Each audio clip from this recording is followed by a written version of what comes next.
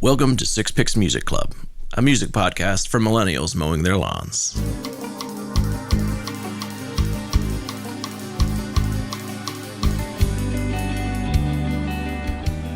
What's up, everybody? I'm Dave, and I'm here with my buddies Geoff. Hey there. And Russ. How you doing? And each week we pick 2 songs around a theme, and because there's 3 of us, conventional math gets us to 6. But before we get the doors open to the club, we need a password for the week. Who's got the password, guys? Is it wham, bam, eat some yams? That's right. Yams are on the menu tonight. Everybody scoot in. It's a small clubhouse for the time being. Let's get into the corners. Thanks for joining us. We've got news of the week. We've got Crying in Your Car to Blink-182 songs. For first-time listeners, which is literally everyone at this point, we're going to discuss a playlist of 6 songs that fit our theme. Seeing that this is our debut episode, we thought it would be cool to give you our top 6 debut singles. And just to give you a little bit of background on how we've been doing this podcast, we've been recording for a couple of months now. This is our first one, and the news is probably going to be a little bit stale. So you probably already know all these things that have happened. And I don't even know if this first couple we talk about is even still a couple. So we'll just have to see how it goes. And Happy New Year to everyone. You officially made it through the holiday season and without murdering your families. We don't officially have distribution within the penal system just yet. We're still working on a sponsor there, but we're pretty confident you're okay. Yeah, or they just haven't caught you yet. So maybe keep laying low and listen to these first 4 episodes.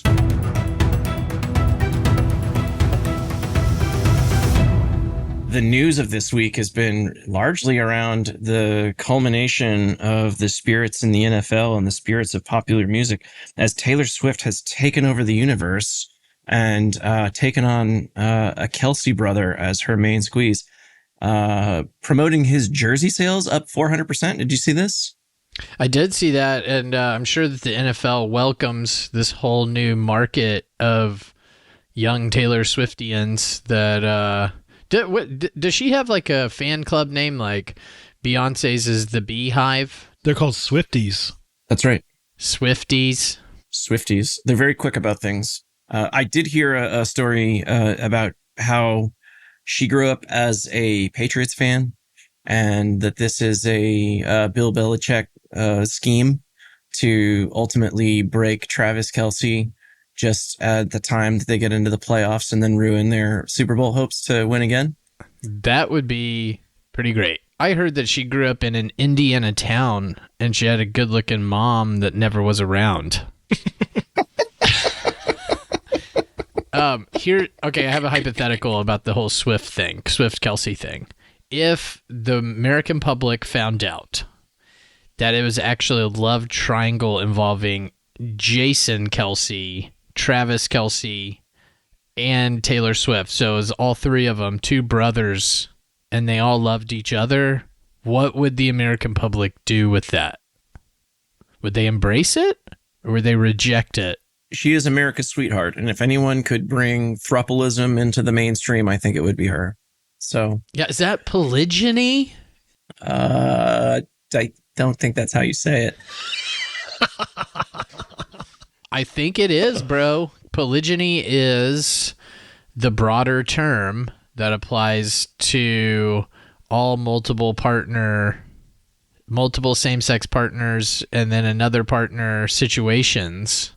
And polygamy is just the many women to one dude. But polygyny is it could be multiple dudes and one woman. But we have incestuous polygyny in this case, which is pretty baller, if you ask me. And if you ask Pornhub.com, they think it's cool too.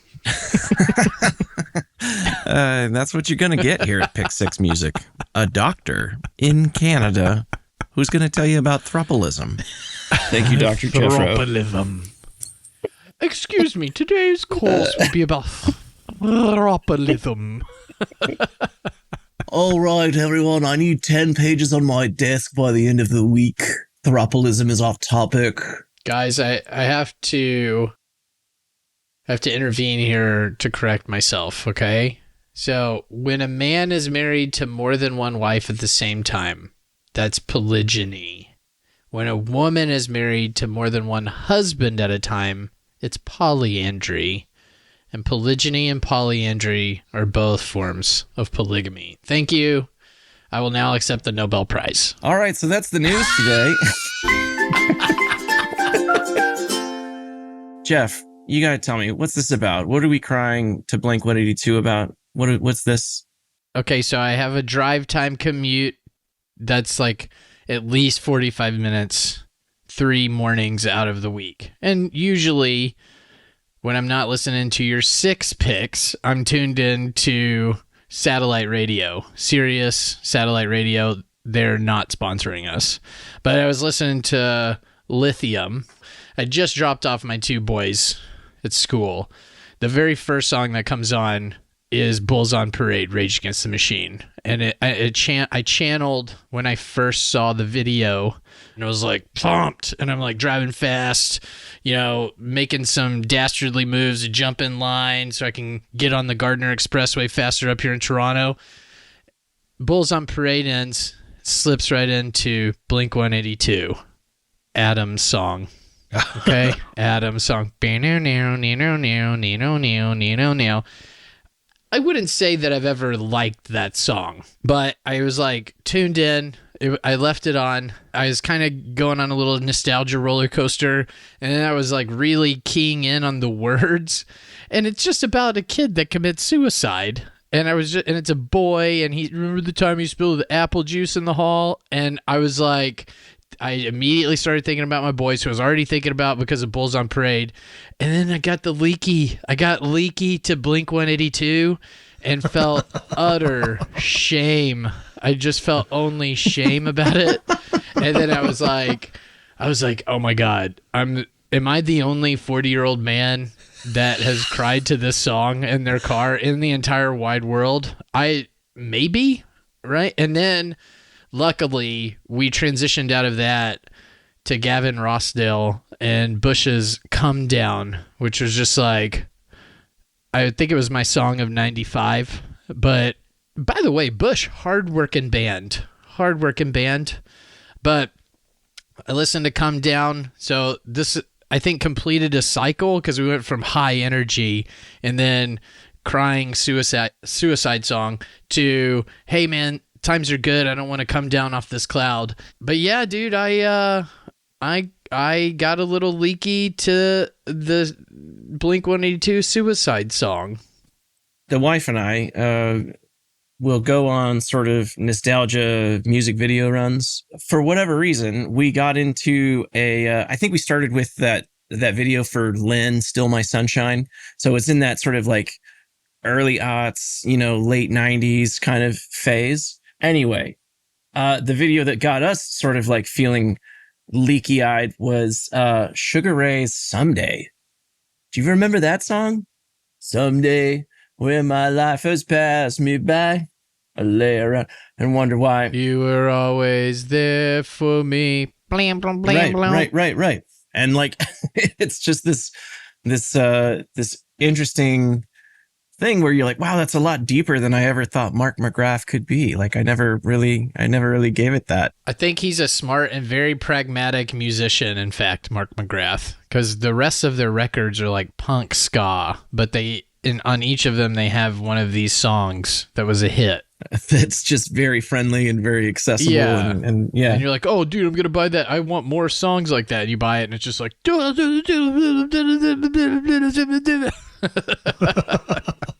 Did you guys emo bang right after you watched that video? Did you have a weepy HJ? Oh, weepy HJ. That's... Oh, yeah. No. gold. No, she went to bed and I just like emo baited. I just like cried and yanked myself. All right, cool. That's our segment on Geoff's commute.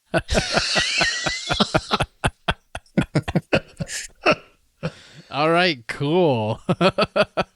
What a dick.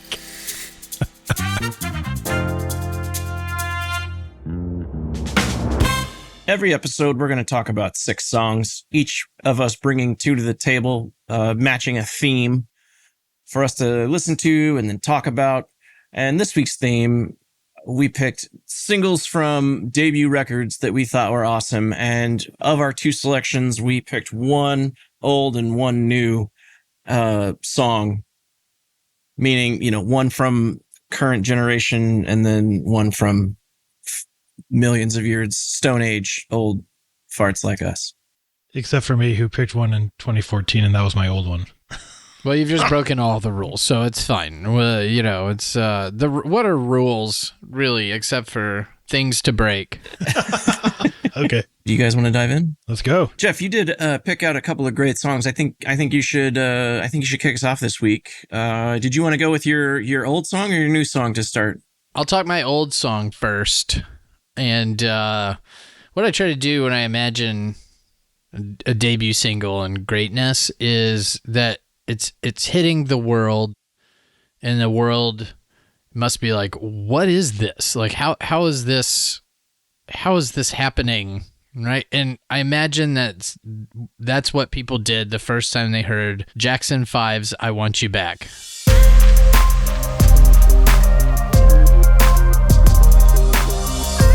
They come out and it's a child. It's a bunch of children, but like one super child and Michael Jackson singing. And the first song is just an absolute banger, dude. The bass line, do do do do do do do do do, right?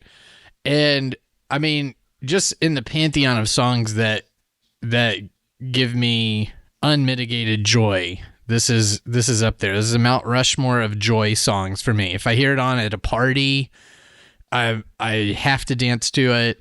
If I'm getting sleepy, I'll wake up. Right? If there's an opportunity to sing it, I will belt. And I imagine that in the kind of disco-soaked era that it emerged from, that it was like the mid-'70s, that people... Was it the mid-'70s? I actually don't really know the year it came out. Russ? 69. Shut up. Oh, 1969. What's even going on? Everything's going on. But it's like acid rock and this kid band that is funky and kicking ass. How old was Michael Jackson at this point? Do you know? Are you looking at it? No, I'm not looking at it. I was just wondering. It's a song about a girl, right? I mean, like he's singing about his girlfriend or whatever. But all of his songs are about girls, and we know that... He's 11. He was 11, yeah. He wants the girl to show him that he loves... Show me that you love me, and then he wants them back. I don't think that Michael Jackson's ever going to get America's heart back after what we've seen in the documentary, but I think that we could still place us in a time, 1969, when this came out, and this would have been pretty big stuff. The second one, you got to put yourself in the coming out of the pandemic times, right? There's a bit of a malaise.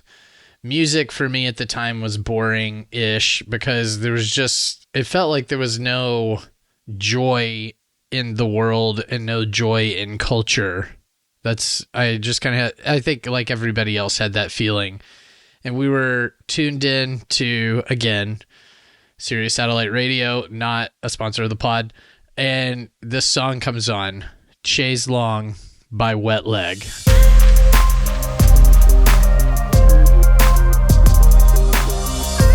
And so I see the title of it with the name of the song, and I was like, "Wet Leg? What the hell kind of?" And it's like, "Do do do do do do do do do," and Mommy, Daddy, look at me. I went to school and I got the degree. All my friends call it the Big D. I went to school and I got the Big D. And I was like, what the hell is this? Yeah, it's just so out of nowhere and like nothing else that was going on at the time. It was fun, weird, light. There was like kind of a talk down, and then there's the chorus that rocks.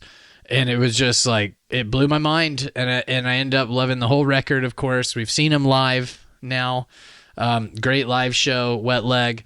But they're just these like two kind of, they used to be folk artists from the Isle of Wight that are cut off from the whole world, just goofing. And they bring their goofy act to us and pull us out of the pandemic. So one of the greatest debut singles of all time. It was crazy how big they were. Like, they came out of nowhere, and then all of a sudden everybody was talking about them. It was wild to me. And then what was the next single? Was it Wet Dream, maybe? Yeah, Wet Dream.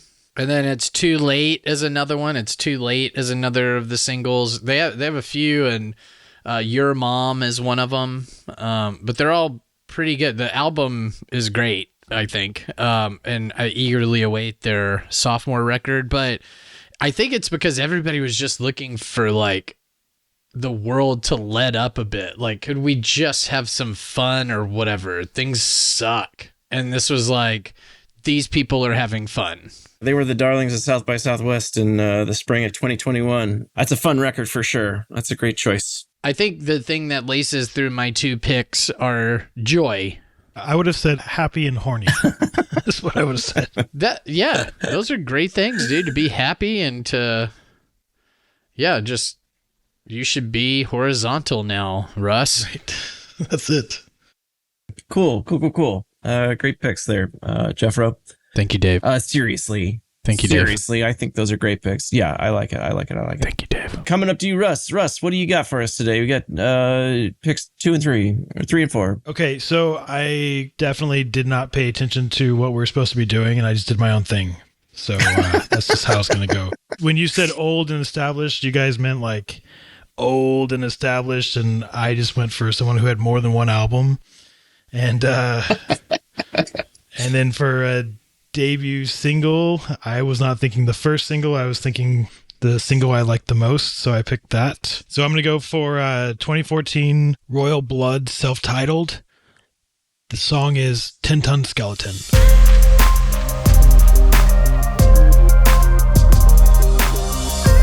Royal Blood is a two-piece band consisting of Mike Kerr, who's on bass and vocals, and Ben Thatcher, who's drums. They're both from Brighton. The debut record is like a raw, high-paced, high-energy rock album with sick riffs and vocals that cut through this wall of sound.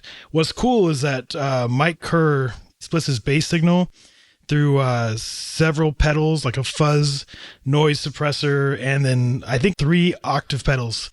2 of them go to guitar amps, and then one is like a lower one that goes to a bass amp. And he pretty much is a bass player who's also a guitar player. I don't know, he just creates this really massive sound with his rig. So he's playing everything, but it sounds like you've got 2 guitars and a bass player happening from just what he's doing on the bass. Anyway, so when I choose a song, I guess I think, how does it make me feel? And that song, more so than any song on that album, which I think, I mean, I can listen to that album straight through, which is great, but that song makes me want to dance, or I don't know, head shake, or get you moving. Yeah, man. I like it, and I like the album from start to finish. But that's the song that just sticks with me the most. You know, it's a like a love gone bad song. And, you know, the narrator doing heroin, so or some kind of injection drug. I don't know. Yeah, I listened to it for the first time in the van today on the commute back. You know, I was banging to it a bit. It's a banger, you know, and made me want to drive fast and make some passes. And yeah, man, it's strong. I'd like to listen to the rest of their offerings. My second one is off of the Dead Poets Society album, their debut album from 2021. It's a symbol album, a hyphen, an exclamation point, and another hyphen. But I'm just going to call it the exclamation album. This is In Too Deep.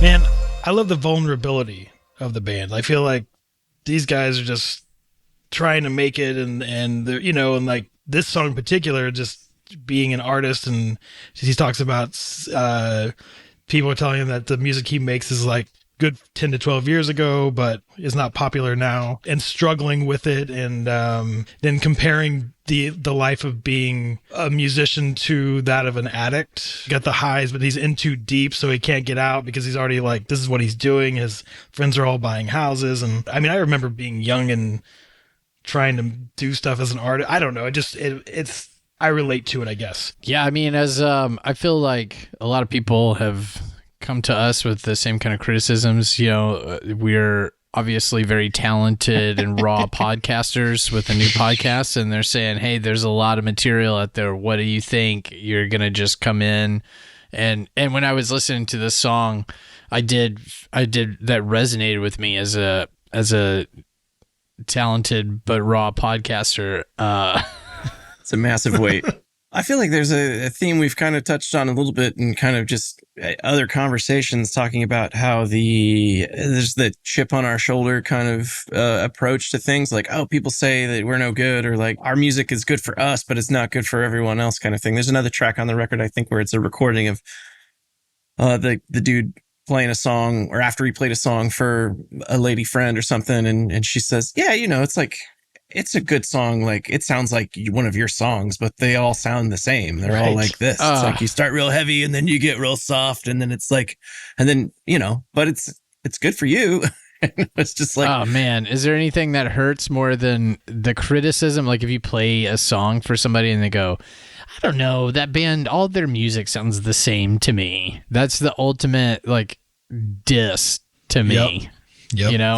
You're just saying, like, I love the band Beach House. I'm just an enormous Beach House fan, but people that listen to them, they just go like, oh, Beach House's music sounds the same. No, it doesn't. You dumb, uncultured, blocks for ears moron, like just be open. No, I had tickets to a Beach House show, and I asked my wife, hey, do you want to go to this show? And she's like, who is it? It's Beach House. She's like, I can sleep at home for free. Like, yeah, all right, cool. I'll take someone else. Brutal. I know. It's like, all right. It's a little slow. But this Dead Poets Society is definitely not slow, Russ. I would say they are rock and roll. So these guys have been putting out music for 8 years. They've got singles dating back forever, but this was their first album. So I struggled with finding the debut single for this one, because there are songs on this album that came out in the 2010s somewhere, like American Blood I was thinking about doing, but came out in 2018. So this was the actual first single for this album. I actually followed the rules this time. No, you didn't. All right. So is there a theme connecting your songs there, Russ, other than just being like fucking rock songs? Heroin. Yeah. Feel like connects a lot of them. Love Heroin. Also, vocals are somewhat similar, though I think Dead Poet Society, his vocals are just, the range is incredible.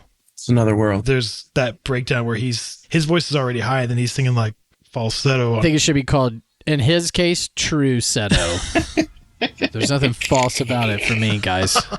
Hell yeah, thanks. No, they were new to me, so it's good to get a new one in the list.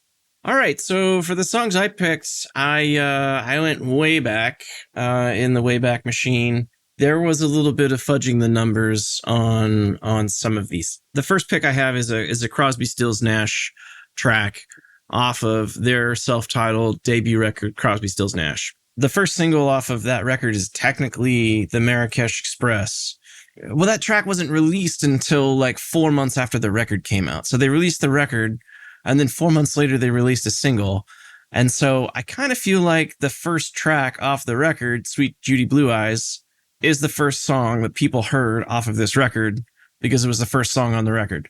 And then they did release it as a single later. So I'm going to say... I mean, you know how I feel about these single rules and when and how you pick them. Yeah, that you just shouldn't follow any of them to the point of disorder is the way you feel about it. Yeah, we know that. I'm ready to discuss either song. Just do it. Okay. It's Sweet Judy Blue Eyes.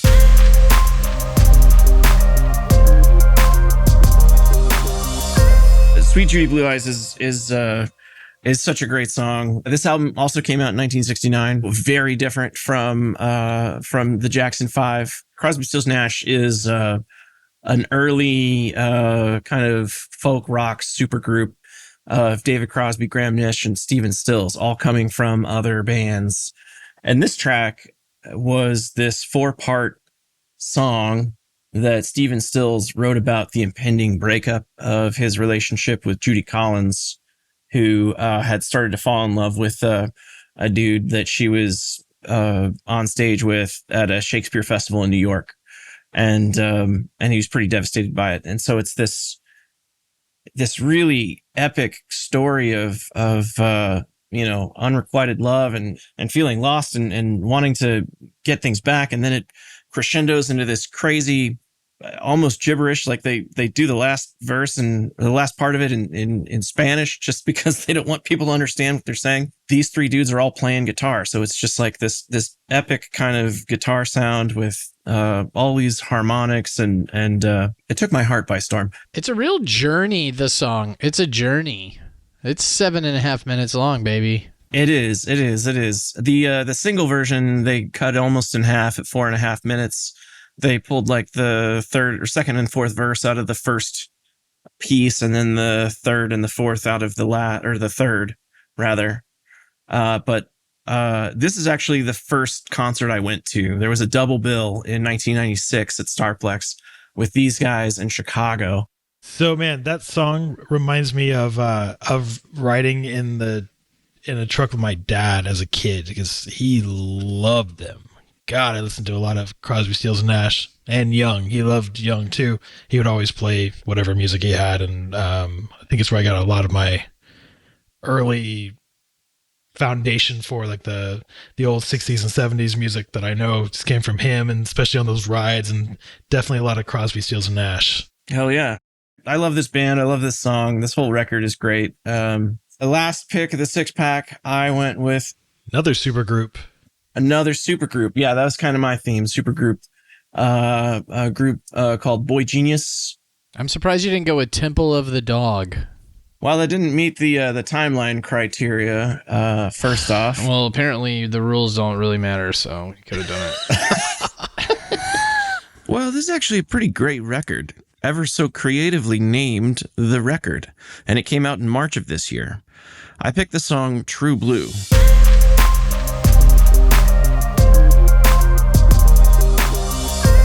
This is another supergroup with Julian Baker, Phoebe Bridgers, and Lucy Dacus. Hey, random non-story. I sat next to the best friend of Lucy Dacus's mom on an airplane this year. But go ahead.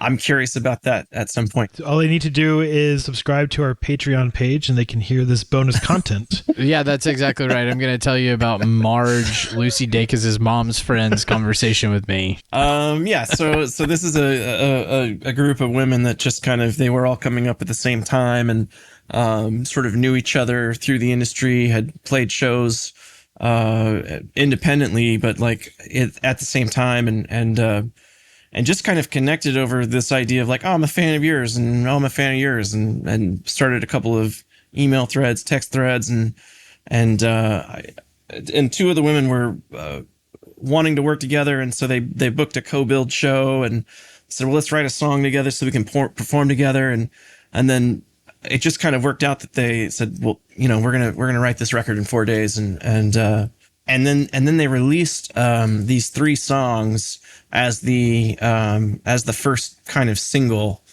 that they did as like a video. Like they did this music video that they titled The Film to go along with the record.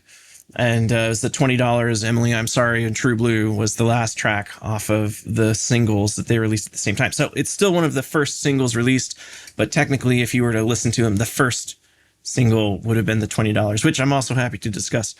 But True Blue is a track that I think is particularly relevant to this band because it's a track about just about real pure love and affection for someone that doesn't necessarily have to be romantic love. It can be just platonic. It can be like friends that you see and you can be yourself around and just have honest, real connections with. And the way that they weave their different song writing styles together is pretty fantastic. And you would listen to this record and think it doesn't sound like any one of them individually. It's this whole amalgamation of all of their talents kind of pulled together, and I think it's pretty kick-ass. So that's why I picked it. So do they write? Are they like a collective? How do they decide who's singing, and then like who? It feels like they're just writing the songs together, and then they assign one of them because they're all singer-songwriters. They're 3 singer-songwriters in the same group. Their initial approach was they each brought a song that was finished and they brought a song that was unfinished.